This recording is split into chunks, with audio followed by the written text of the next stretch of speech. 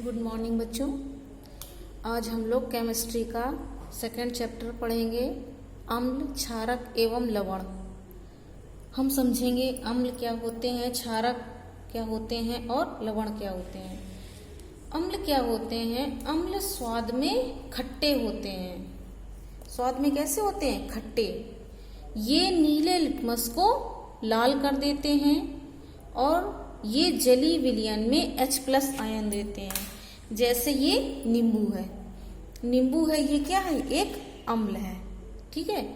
अब जैसे उदाहरण है HCl, H2SO4, CH3COOH और सिट्रिक अम्ल। सिट्रिक अम्ल मतलब नींबू।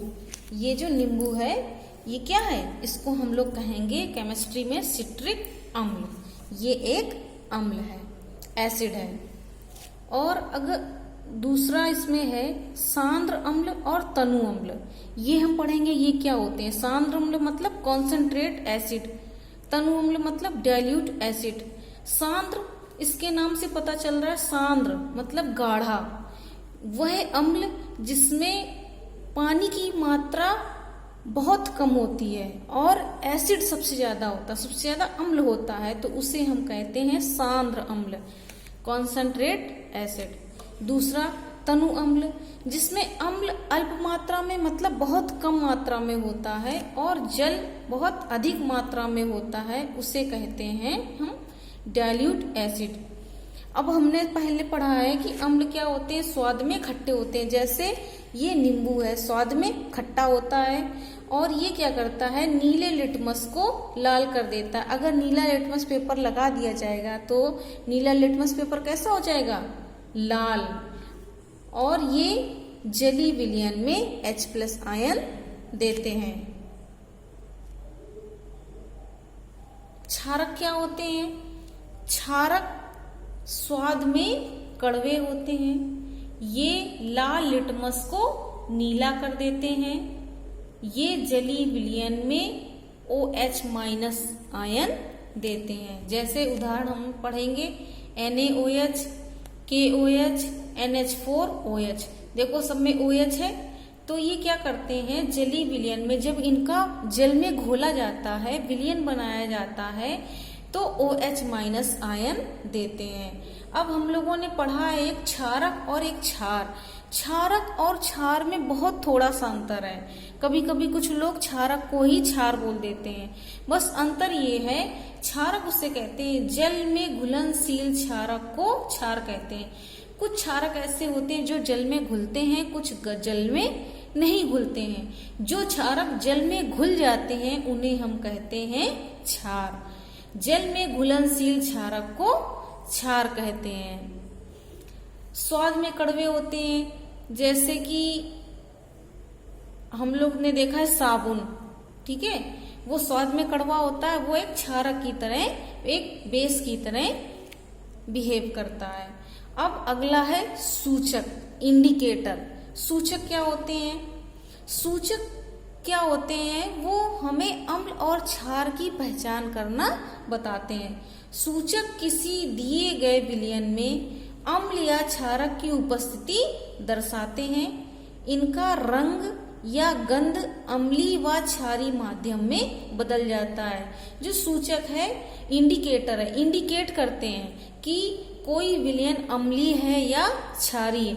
अम्लीय विलयन में कुछ और रंग देंगे या गंध देंगे और क्षारीय विलयन में कुछ और रंग देंगे या गंध देंगे। उससे हमें पता चल जाएगा कि वो विलयन अम्लीय है या क्षारीय।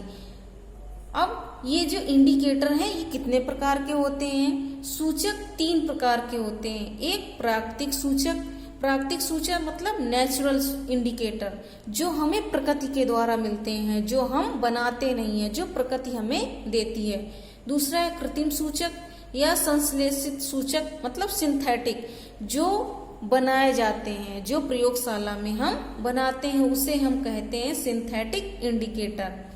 अगला है गंधीय सूचक। गंधीय सूचक क्या होते हैं? ये किसी भी गंध के आधार पर, मतलब इनकी खुशबू, इनकी महक अम्लीय माध्यम में कुछ और होती है, क्षारीय माध्यम में कुछ और होती है, उसे हम कहते हैं गंधीय सूचक। अब हम इन्हें एक एक करके पढ़ेंगे। पहला है प्राकृतिक सूचक, नेचुरल इंडिकेटर। वे सूचक जो पौधों से प्राप्त होते हैं उन्हें प्राकृतिक सूचक कहा जाता है। जो हमें कहाँ से प्राप्त होते हैं? पौधों से। जैसे लिटमस। लिटमस क्या होता है? लिटमस एक पेपर होता है जो लिचेन नामक पौधे से प्राप्त किया जाता है। दूसरा एक हल्दी, जो हम लोग हमेशा खाने में प्रयोग करते हैं। हम लोग जानते हैं हल्दी के बारे में।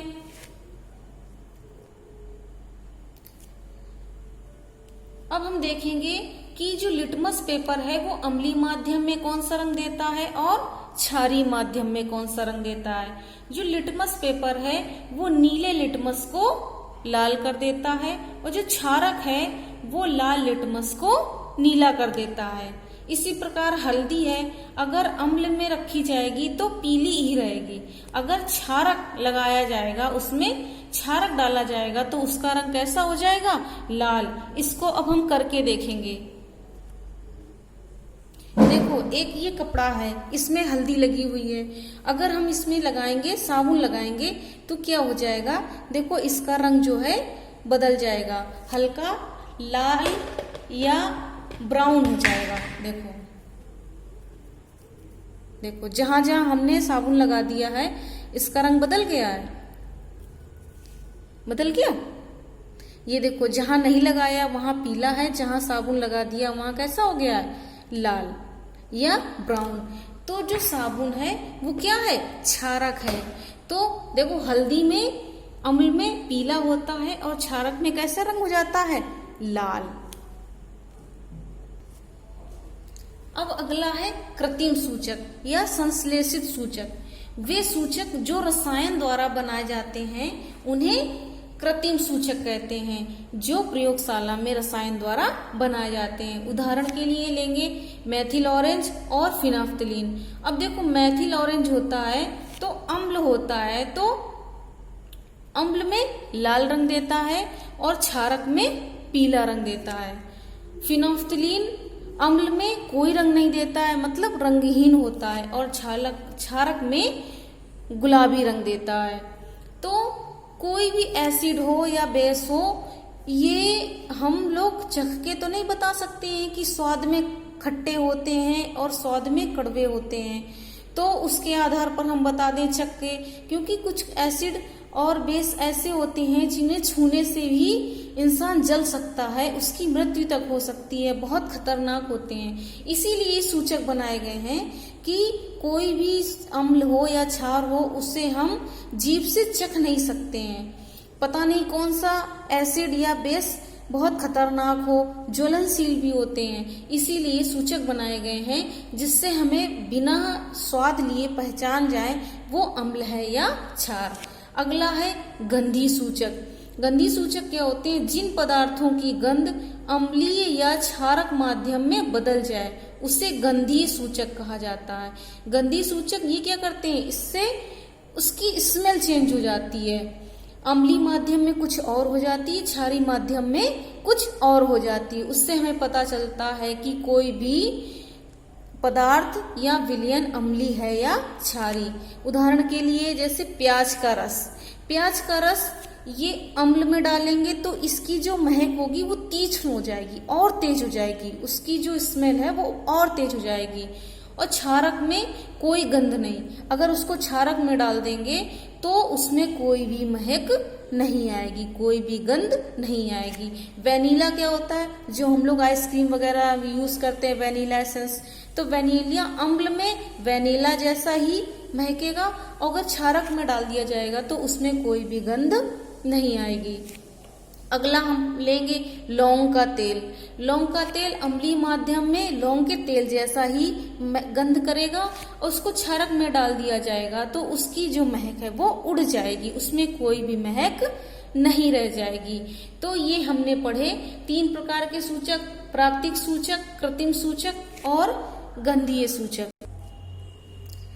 अब हम अगले चैप्टर में, अगले वीडियो में अम्ल व क्षारक के रासायनिक गुणधर्मों के बारे में पढ़ेंगे।